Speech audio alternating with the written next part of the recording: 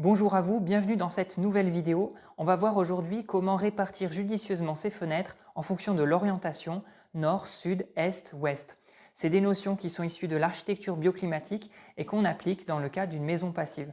On commence avec la façade sud, c'est une façade qui est très bien exposée et dont on va pouvoir tirer parti. Je vous montre ici un schéma de la course du soleil l'hiver.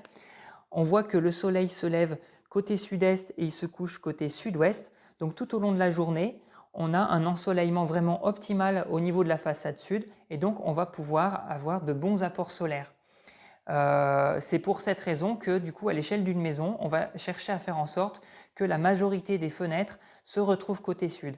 Attention toutefois, il faut avoir ni trop peu de fenêtres sur cette façade. En fait, il y a une juste proportion à respecter.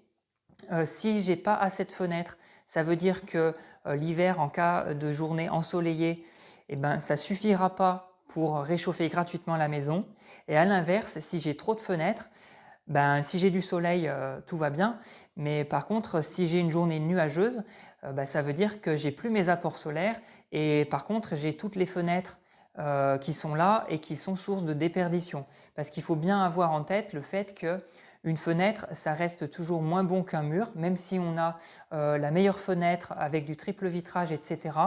La performance, ça reste toujours un point faible par rapport à un mur. Par exemple, sur une maison passive, on cherche au niveau des fenêtres à avoir une valeur U en dessous de 0,80 watts par mètre carré Kelvin, alors que sur un mur, on cherche à être en dessous de 0,15. Donc on est quand même bien plus performant sur un mur. C'est pour ça que si on a trop de fenêtres au sud, eh bien, à l'échelle globale de la maison et sur l'ensemble de l'année, on aura un bilan qui sera mauvais.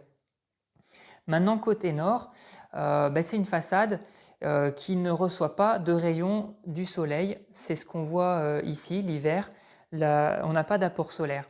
L'été, on en a quelques-uns, puisque l'été, on a beaucoup plus d'amplitude dans la course du soleil. En fait, il se lève le matin côté nord-est et il se couche le soir côté nord-ouest. Donc oui, la façade nord reçoit un peu d'apport solaire, mais l'été, ça ne nous intéresse pas.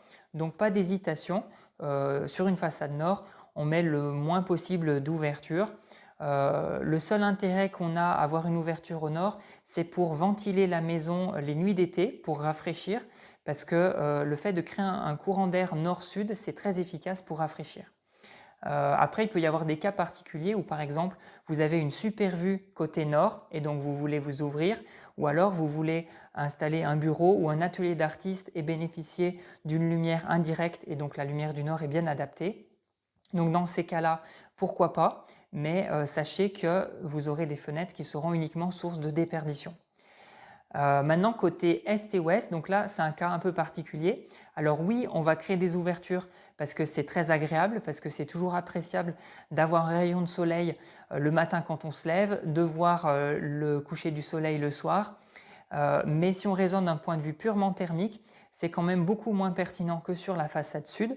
Si je reprends mon schéma, on le comprend vite. En fait, il faut se dire que le matin, le soleil se lève là, mais le temps qu'il soit suffisamment haut dans le ciel pour atteindre la façade et pour la réchauffer, finalement, il se retrouve presque rasant par rapport à la façade.